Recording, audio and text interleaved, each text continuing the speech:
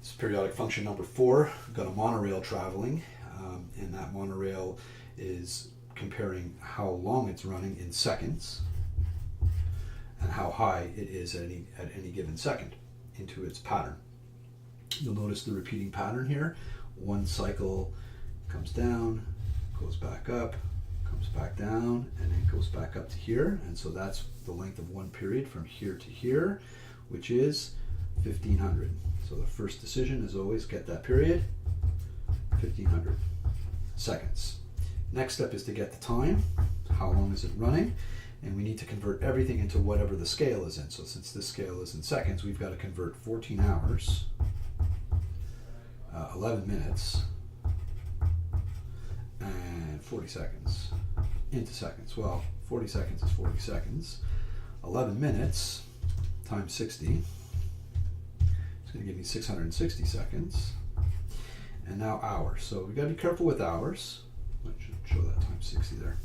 Hours, we're going to multiply by 60 to change it into minutes. So 14 times 60 is 840 minutes. And then I got to change those minutes into seconds by multiplying by 60 again. So be careful there. That's a common error. Times 60 again, and that's going to give me 50,400. And now I've got to add that to the 660 and to the 40. And that's going to give me 51,100 seconds. So I've got my time and I've got my period. So the next thing to do is to take time and divide it by the period. We're going to figure out how many of those full cycles fit inside the amount of time that it's running. So 51,100 divided by 1,500. That's going to give me that crazy decimal there. So that's 34.06 repeating. Please keep that repeating. It's going to affect your calculations if you just stop right there. I know it says rounded to the nearest tenth, but you're always going to do that rounding at the end of the question. You keep that decimal there. I'm going to hold it in my calculator. I'm not interested in the 34. Right, I did that pattern 34 complete times, and then I did 0.06 into the new cycle. So 0.06 is a small amount, 6% kind of, or almost 7%, since it's a repeating decimal, just crossing in there a little bit. We're going to find where that is by taking the decimal and timesing it by the period.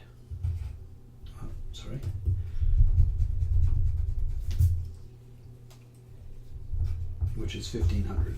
So there's my decimal. The way I'm going to get rid of that 34 over here on my calculators, I'm just going to subtract it out. Now I've got just my decimal. I'm going to times that by 1,500. And that's going to give me an x of 100. Very important to note that that's the x value. What we found was the amount of time.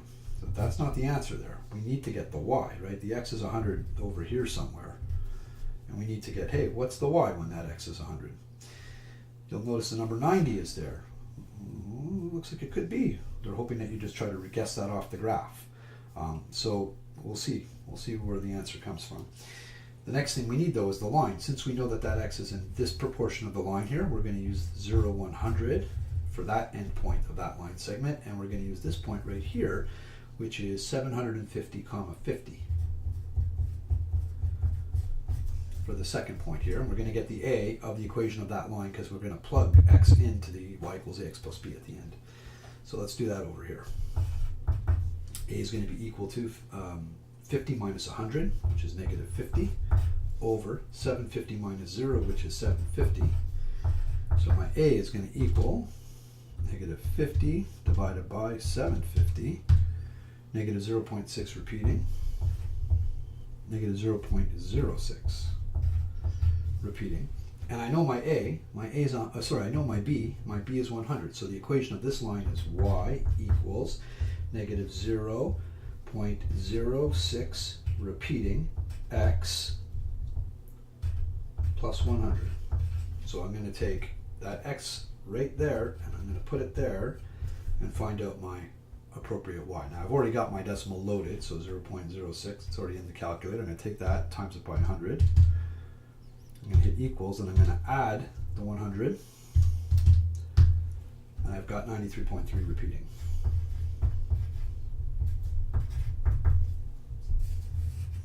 There we go.